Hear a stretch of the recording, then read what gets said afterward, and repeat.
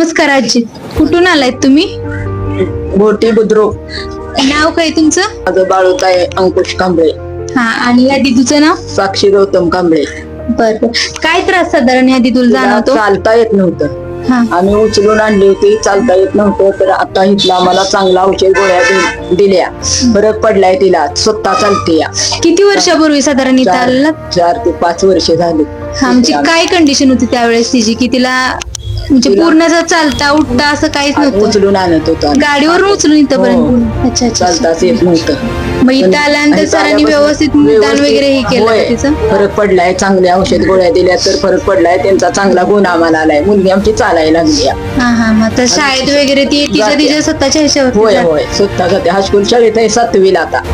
चांगला फरक पडलाय. चांगला फरक पडलाय. आम्ही सगळ्यांना तिथं सांगतोय, सरांचा लय गुण आलाय आम्हाला. चालेल, चालेल. चांगला, आणि त्यांचा आशीर्वाद लागून आमची पोरगी चांगली चालायला लागली आहे. आणि फरक पडलाय. औषध गोळ्या पण तुम्हाला म्हणजे कसं कमी खर्चिक हो, ह्याच्यामध्ये दिल्या. होय होय, व्यवस्थित दिल्या त्या. आणि कुठलाही साईड इफेक्ट न जाणवता नाही नाही, चांगलं आम्हाला दिले त्या औषध. मानवलीत तिला त्या होय, औषधासाठी? मानवले तिला चांगला फरक पडलाय. आणि चांगलं कंटिन्यू ती आता शाळेत रोज जाते, राहत नाही घरी, हा. स्वतः जाते.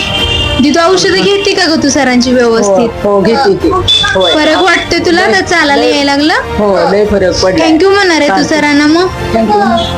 हा, आम्हाला सरांचा लय चालाय गुण आलाय बरं का. आम्ही सगळ्यांना आजूबाजूला सांगतो, तुम्ही दवाखान्यात जा तर तिथं जा, दुसरीकडे जाऊ नका. काय फरक पडत नाही दुसरीकडे. तिथल्या गोळ्यानं औषधानं बघा, माणूस ठणठणीत होत आहे. असं सरळ त्याला माणूस चालतोय, उभा राहतोय. तर हो, चांगला गुण आलाय. आमच्या पुरगीहूनच आम्ही अनुभव घेतलाय. मस्त चांगला गुण आलाय. मग आता आम्ही कुठनं आलोय, किती लांब आलोय. आता आम्हाला तिथं जाता येत नाही, भरपूर दवाखाना, पण आम्हाला नको आहे. जिथं गुण आलाय तिथंच